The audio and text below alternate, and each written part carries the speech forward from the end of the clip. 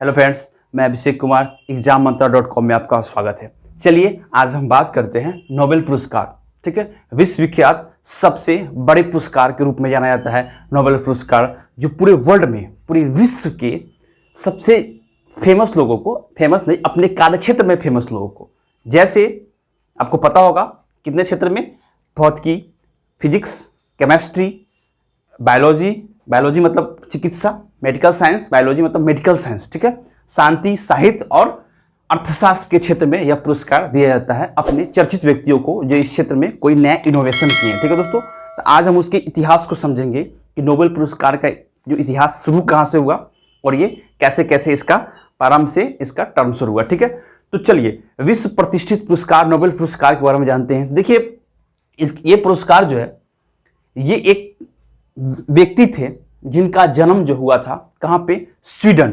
ठीक है, Europe continent, आपको पता होगा पूरे वर्ल्ड में कितने कॉन्टिनेंट है, 7। ठीक है, तो 7 कॉन्टिनेंट में एक कॉन्टिनेंट है जिसका नाम है यूरोप। उसका लोकेशन की बात करेंगे हम लोग, तो उसका लोकेशन होगा एशिया के बगल में, मतलब एशिया के इधर, एशिया के पूर्व में। ठीक है, एशिया के पूर्व में और अफ्रीका के उत्तर में। ठीक है, एशिया के पूर्व में और अफ्रीका के उत्तर में जो लोकेशन है वो है यूरोप। यूरोप कॉन्टिनेंट का एक शहर है स्वीडन, नॉर्वे का बगल में, नॉर्वे की पड़ोसी देश स्वीडन, जहां की राजधानी है स्टॉकहोम। ठीक है दोस्तों, स्टॉकहोम जहां की राजधानी है। तो स्वीडन के एक व्यक्ति थे जिनका नाम था अल्फ्रेड नोबेल। ठीक है, इनका नाम क्या था, अल्फ्रेड नोबेल। इनका जन्म 21 अक्टूबर 1883 ईस्वी को हुआ था। ठीक है, और इनकी मृत्यु 10 दिसंबर 1896 को हुई थी। ठीक है, तो अल्फ्रेड नोबेल, देखिए अल्फ्रेड नोबेल जो थे ये बहुत ही विद्वान किस्म के, बहुत ही रिसर्चर, बहुत ही साइंटिस्ट बोले तो ठीक थे। इनका जो है काफ़ी क्षेत्रों में, जैसे बात करें तो इंजीनियरिंग और केमिस्ट मतलब मेडिकल साइंस के क्षेत्र में इन्होंने काफ़ी अपना योगदान दिया, काफ़ी रिसर्च किया। ठीक है, तो अल्फ्रेड नोबेल जो है इन्होंने बहुत सारे रिसर्च किए, पर इनका एक रिसर्च जो है पूरे विश्व विख्यात हुआ, पूरे वर्ल्ड में फेमस हुआ, जिसका नाम है डायनामाइट का आविष्कार। इन्होंने किस चीज का आविष्कार किया था, डायनामाइट का। ठीक है, डायनामाइट क्या है, एक बम है। ठीक है, देखा जाता है आप लोग कुछ चीज को उड़ाना है, जैसे कि बड़े बिल्डिंग को चाहे कुछ हो तो डायनामाइट लगाकर उसको उड़ा दिया जाता है आदमी को। ठीक है, मूवी में भी आप लोग बहुत देखे होंगे कि डायनामाइट लगाकर पूरा बिल्डिंग को उड़ा दो। तो इन्होंने डायनामाइट का आविष्कार किया था जो पूरे विश्व में बहुत ही फेमस हुआ। ठीक है, और इनकी बाद में मृत्यु हो गई। इन्हीं के मृत्यु के उपलक्ष्य में, अल्फ्रेड नोबेल के मृत्यु के उपलक्ष्य में 10 दिसंबर को, ठीक है, पूरे विश्व के बहुचर्चित लोगों को अपने क्षेत्र में नोबेल पुरस्कार की घोषणा की गई कि उनके पुण्यतिथि को ही नोबेल पुरस्कार दिया जाएगा। कब, 10 दिसंबर को। ठीक है, कितने क्षेत्रों में दिया जाएगा, तो 5 क्षेत्रों में दिया जाएगा, 6 क्षेत्रों में, फिजिक्स, केमिस्ट्री, मेडिकल साइंस, शांति, पीस, साहित्य, लिटरेचर और इकोनॉमिक्स के क्षेत्र में। ठीक है दोस्तों, अब देखते हैं कि हम लोग देखते हैं कि ये पुरस्कार जो है जिसका शुरुआत किया गया नोबेल पुरस्कार, तो क्या शुरू में ही जब पुरस्कार शुरू किया गया था, पहला ये नोबेल प्राइज जो है वो 1901 में, कब, 10 दिसंबर 1901 को प्रथम बार नोबेल पुरस्कार दिया गया था। ठीक है, 10 दिसंबर 1901 को। ठीक है, तो देखिए कहां दिया गया था, तो स्वीडन की राजधानी स्टॉकहोम में। कहां पे है, स्वीडन की राजधानी स्टॉकहोम।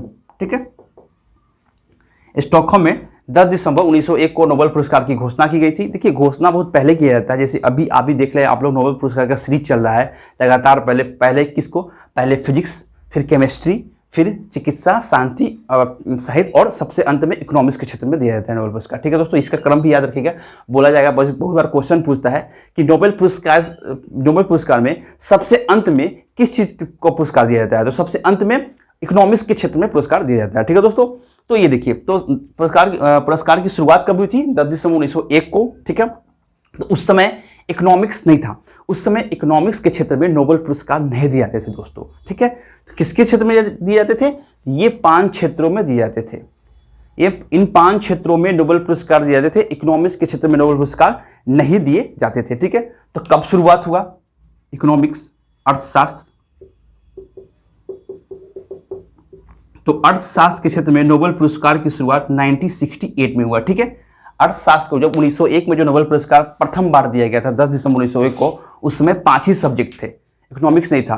पर इकोनॉमिक्स को कब जोड़ा गया? इकोनॉमिक्स को 1968 में जोड़ा गया। ठीक है दोस्तों, 1968 में इकोनॉमिक्स को जोड़ा गया। अब देखते हैं कि नोबेल पुरस्कार के रूप में क्या दिया जाता है। ठीक है, तो देखिए ये जो पदक जो होते हैं नोबेल पदक, ये हस्त निर्मित होते हैं और इसमें जो सोना होता है वो 18 कैरेट का होता है। ठीक है, 18 कैरेट हम लोग क्या बोलते हैं, 24 कैरेट का सोना बहुत शुद्ध होता है, पर 24 कैरेट के जो सोना होते हैं उन्हें आकृति नहीं दिया जा सकता है। जैसे कि आप जैसे कोई हनुमानी बना लिया, कोई ज्वेलरी बना लिया, तो 24 कैरेट को शुद्ध सोना को शेप नहीं दिया जाता है। इसके लिए उसमें कुछ मिलावट किया जाता है, तो उसमें सोना 22 कैरेट या उसके नीचे का 18 कैरेट, 17 कैरेट, 16 कैरेट, 19, 20 कैरेट तक लिया जाता है, 22 कैरेट, लेकिन 22 से ज़्यादा नहीं लिया जाता है। 24 कैरेट अगर सोना लेंगे तो उसमें आकृति डालने में कठिनाई होगी, क्योंकि सोना बहुत ही हार्ड होता है, बहुत ही कड़ा होता है। ठीक है, हार्ड धातु है।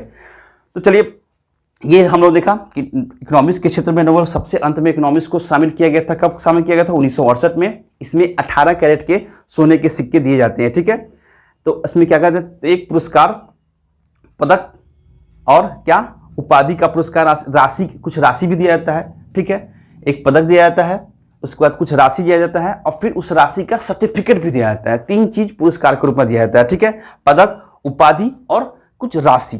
तो राशि क्या दिया जाता है, कितनी रकम, राशि क्या होता है नोबेल पुरस्कार के रूप में?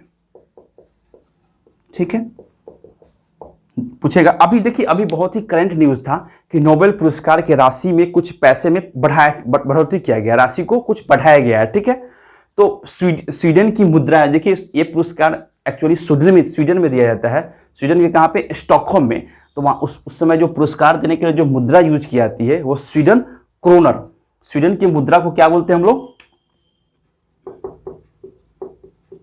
स्वीडिश मुद्रा क्या है? क्रोनर। ठीक है, स्वीडिश मुद्रा है क्रोनर, और एक क्रोनर इक्वल टू क्या होता है? 7.93 इंडियन रुपीज।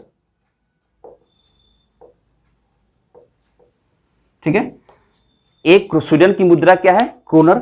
नोबेल पुरस्कार में जो मुद्रा दिया जाता है वो स्वीडिश मुद्रा के रूप में क्या? क्रोनर दिया जाता है। तो स्वीडन की मुद्रा क्रोनर, और एक kroner equal to 7.93 rupees, approx 8 रुपया। ठीक है, तो दोस्तों, तो नोबेल पुरस्कार जो है, नोबेल पुरस्कार में कितनी मुद्रा दिया जाता है? ठीक है, मुद्रा क्या होता है, अभी हाल ही में बढ़ाया गया है, मुद्रा में बढ़ोतरी की गई है। ठीक है, तो नोबेल पुरस्कार के रूप में पहले 9 मिलियन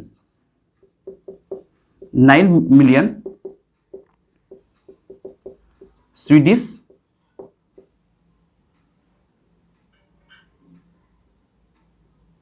क्रोनर,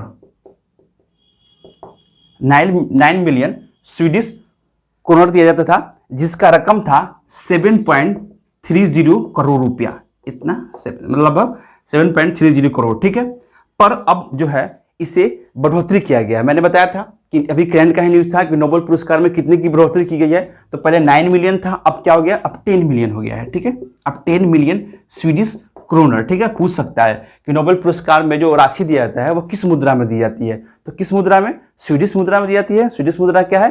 क्रोनर है। ठीक है, तो 10 मिलियन, अब पहले 9 मिलियन दिया जाता था, अब 10 मिलियन दिया जाएगा। तो 10 मिलियन इक्वल टू कितना क्रोनर? 8.38 क्रोनर। ठीक है, इतना करोड़। अब 8.38 करोड़ रुपए नोबेल पुरस्कार के रूप में दिए जाएंगे। ठीक है, तो एक पदक, उपाधि और राशि का सर्टिफिकेट भी दिया जाता है। ठीक है, अब दोस्तों नेक्स्ट चीज हम यह देखते हैं कि नोबेल पुरस्कार जो 6 क्षेत्रों में दिया जाता है, इन 6 क्षेत्रों में इन पर रिसर्च करने के लिए, इन पे आदमियों को, पूरे वर्ल्ड से लोगों को सिलेक्ट करने के लिए अलग अलग संस्थाएं हैं। जैसे फिजिक्स केमिस्ट्री के लिए अलग संस्था है, शांति का पुरस्कार देने के लिए अलग संस्था है, साहित्य, इकोनॉमिक्स, सबके लिए अलग अलग संस्थाएं हैं। तो ये कौन कौन संस्थाएं हैं, आइए हम देखते हैं कि कौन सी संस्था किस क्षेत्र में नोबेल पुरस्कार दिए जाते हैं। ठीक है, कभी पूछ सकता है कि फिजिक्स के क्षेत्र में नोबेल पुरस्कार किस संस्था द्वारा दिया जाता है। ठीक है, तो हम संस्था की बात करते हैं। ठीक है,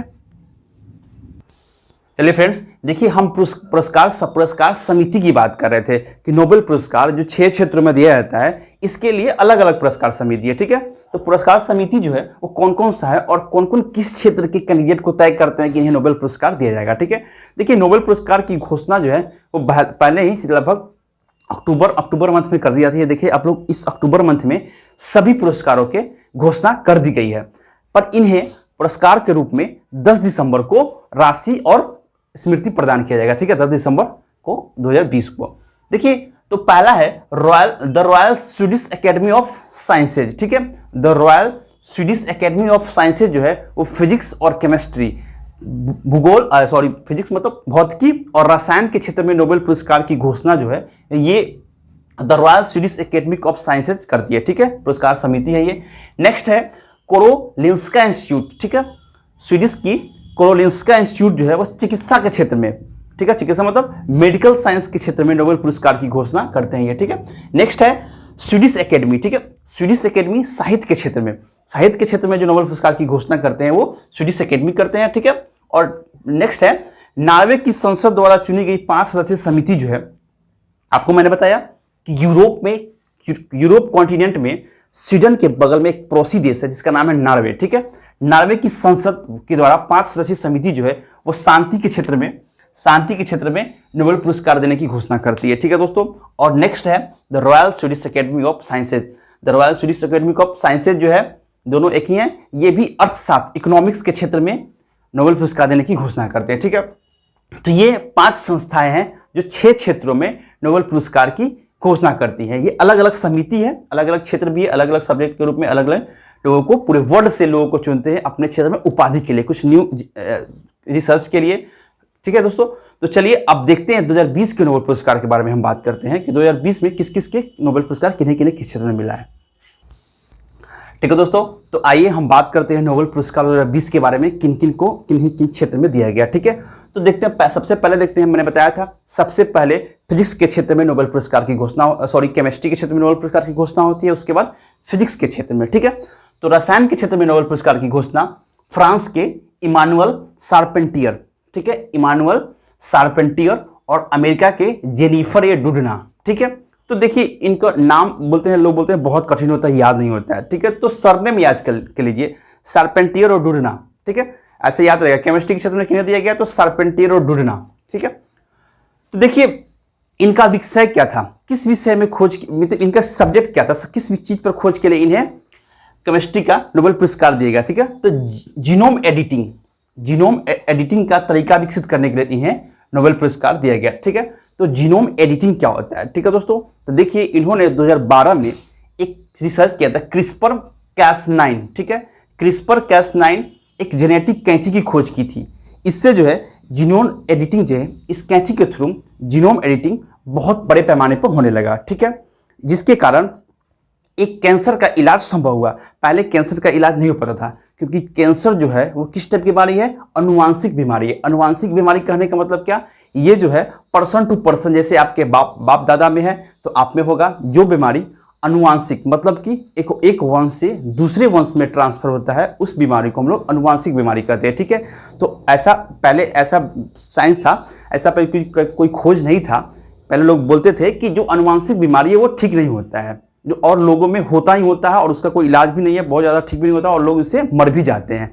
पर इन्होंने ऐसा कर दिखाया है जो इमैनुअल शार्पेंटियर डुडना ने, कि अब जो है अनुवांशिक बीमारी का इलाज संभव हो सकता है। ठीक है, अनुवांशिक बीमारी जो भी हो, जैसे कैंसर का इलाज अब संभव हो सकता है और अनुवांशिक बीमारी को अब ठीक भी किया जा सकता है। ठीक है, अब जिसके कारण एक वंश से दूसरे वंश में बीमारी ट्रांसफर नहीं होगा। अब जो है अगर मेरे में कोई बीमारी है तो मेरे बच्चों में नहीं जाएगा। ठीक है, इस जीनोम एडिटिंग के माध्यम से इसको यहीं पे रोका जा सकता है। ठीक है दोस्तों, तो बहुत ही बड़ी उपलब्धि मिली है पूरे वर्ल्ड को, पूरे विश्व को। ठीक है दोस्तों, नेक्स्ट हम लोग देते हैं भौतिकी फिजिक्स के क्षेत्र में। तो फिजिक्स के क्षेत्र में नोबेल पुरस्कार जो है वो रोजर पेनरस, यूके मतलब ब्रिटेन के रोजर पेनरस, राइनहार्ड गेंजेल और आंद्रेजा गेज।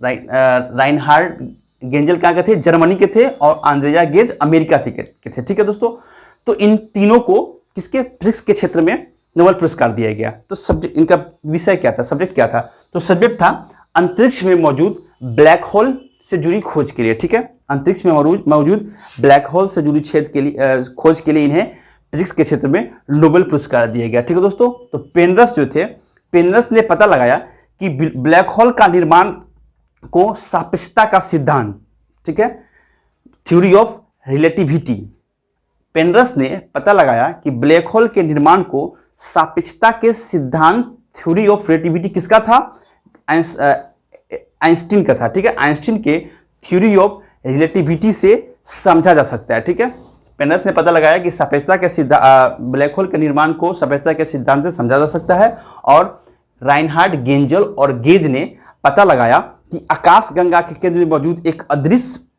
लेकिन बेहद शक्तिशाली ब्लैक होल की खोज के लिए, ठीक है, शक्तिशाली ब्लैक होल की खोज, आकाशगंगा में मौजूद एक अदृश्य और बेहद शक्तिशाली ब्लैक होल की खोज के लिए, ठीक है, इन दोनों को इस क्षेत्र में नोबेल पुरस्कार दिया गया। ठीक है, तो ब्लैक होल कहाँ पे है, अंतरिक्ष में मौजूद है। ठीक है दोस्तों, चलिए इनमें नेक्स्ट देखते हैं आगे, अर्थशास्त्र और शांति के क्षेत्र में किसे दिया गया, टाइम तो मिलता है तो काला ही होता है। चलिए आज अभी देखते हैं हम चिकित्सा के क्षेत्र में। ठीक है, तो चिकित्सा के क्षेत्र में हार्वे जे ऑल्टर अमेरिका के थे, माइकल ह्यूस्टन यूके ब्रिटेन के, और चार्ल्स राइस भी अमेरिका के थे। ठीक है, इन्होंने हेपेटाइटिस सी वायरस की खोज की। देखिए वायरस की खोज की, हेपेटाइटिस सी जो बीमारी थी बहुत ही जानलेवा बीमारी थी। ठीक है, इसका इतिहास में पहली बार जो है वो हेपेटाइटिस सी का इलाज संभव हो पाया है। ठीक है, इसके जरिए अब मरीजों के खून की जांच और नई दवाओं की खोज संभव हो पाया है। अब मरीजों के खून की जांच और नई दवाओं की खोज संभव हो पाया है। अब हेपेटाइटिस सी के वायरस का पता चल गया कि वायरस कैसे होता है, इससे इनके दवा बनाने में अब संभावनाएं काफ़ी मिल गई है। अब जो है हेपेटाइटिस सी से मरीजों की मृत्यु नहीं होगी, ठीक है, इनकी खोजों से, क्योंकि अब मरीजों का खून का जांच हो सकेगा, अब नई दवा बनाई जा सकेगी। पर ये इतिहास में पूरे हिस्ट्री में पहली बार हो रहा है, पूरे मतलब कि आज़ादी के भारत की आज़ादी की बात करें, पूरे विश्व में अभी पहली बार हो रहा है जो हेपेटाइटिस सी से अब किसी भी मरीज की मृत्यु नहीं होगी, क्योंकि हेपेटाइटिस ए, बी और C, hepatitis A normal condition, B भी हल्का से उससे नॉर्मल से मॉडरेट कंडीशन, तो सी जो होता है वो बहुत ही खतरनाक होता है, जिससे लोगों की 99.9% मृत्यु हो जाती है। लेकिन अब जो है इससे इलाज संभव हो पाया है, क्योंकि अब इसके वायरस की खोज हो चुकी है, अब इसके ब्लड सैंपल से इसके दवाओं का पता लगाया गया है, प्लस अब लोगों को मृत्यु नहीं होगी। ठीक है दोस्तों, नेक्स्ट हम लोग देखते हैं साहित्य के क्षेत्र में। तो साहित्य के क्षेत्र में लुइस ग्लुक, ये अमेरिका की हैं, अमेरिका की प्रोफेसर है कहाँ, एक कॉलेज की। ठीक है, तो ये इन्हें जो है इनके काव्य संग्रह एवेर्नो, अंग्रेजी भाषा के इनका एक पुस्तक है एवेर्नो के लिए इन्हें जो है साहित्य का नोबेल पुरस्कार दिया गया। ठीक है, इससे पहले इन्हें पुलित्जर पुरस्कार से भी सम्मानित किया जाता है। पुलित्जर पुरस्कार भी साहित्य के क्षेत्र में दिया जाता है। ठीक है दोस्तों, तो इससे पहले इन्हें पुलित्जर पुरस्कार से सम्मानित किया जा चुका है, और ये एक प्रोफेसर है, और इनके पुस्तक एवेर्नो के लिए इन्हें साहित्य का नोबेल पुरस्कार भी दिया गया है। ठीक है दोस्तों, चलिए नेक्स्ट हम देखते हैं। तो दोस्तों देखते हैं शांति के क्षेत्र में। शांति के क्षेत्र में WFP वर्ल्ड फूड प्रोग्राम को शांति के क्षेत्र में नोबेल पुरस्कार दिया जाएगा। ठीक है दोस्तों, दिया गया। देखिए वर्ल्ड फूड प्रोग्राम जो है इसकी स्थापना 1962 में हुई थी। इसका मुख्यालय कहाँ पे, इटली में है। देखिए इसकी क्षमता क्या है, पूरे विश्व में भूखमरी को दूर करने के लिए तथा खाद्य सुरक्षा को बढ़ावा देने के लिए इसका ये काम करता है। ठीक है, पूरे विश्व में 80 से ज्यादा देशों में इसका कार्यालय है। पूरे विश्व में कोई भूखा ना रहे, सबको खाद्य सुरक्षा, फूड सिक्योरिटी सबको मिले, इसके लिए काम करती है। ठीक है, बहुत ब्रॉड लेवल पे इसके पास संसाधन भी है। मतलब 5600 टन इसके पास खाद्यान्न है। इसके पास 30 जहाज है पानी के। ठीक है, 30 पानी के 100 विमान है इसके पास, जो पूरे विश्व में बहुत ही हेल्पफुल काम है, बहुत ही एक NGO के रूप में काम करती है ये। ठीक है दोस्तों, इनका मुख्यालय जो इटली में है। ठीक है, दुनिया भर में इनका मुख्य काम है दुनिया भर में भूख को मिटाने तथा पीड़ितों की मदद के लिए वर्ल्ड फूड प्रोग्राम की भूमिका बहुत ही अहम है। ठीक है दोस्तों, तो शांति के क्षेत्र में नोबेल पुरस्कार दिया गया है। इससे बड़ा संस्था पूरी दुनिया में भूख को मिटाने तथा सबको फूड सिक्योरिटी उपलब्ध कराने के लिए कोई नहीं है, इसलिए इन्हें शांति के क्षेत्र में नोबेल पुरस्कार दिया गया। ठीक है दोस्तों, इससे क्वेश्चन बन सकता है एग्जाम में भी, नोबेल पुरस्कार के रूप में तो बनेगा ही बनेगा, प्लस और भी बन सकता है कि पूरे वर्ल्ड में लोगों को खाद्य सुरक्षा उपलब्ध कराने के लिए प्लस भूखमरी को दूर करने के लिए कौन सी ऐसी संस्था है। तो कौन है? World food programme, world food programme WFP। ठीक है दोस्तों, इसका मुख्यालय इटली में है, स्थापना 1962 में हुआ था। ठीक है, इसका कार्यालय जो 80 से ज्यादा देशों में है। ठीक है दोस्तों, नेक्स्ट देखते हैं और सबसे लास्ट है साहित्य के क्षेत्र में नोबेल पुरस्कार किन्हें दिया गया?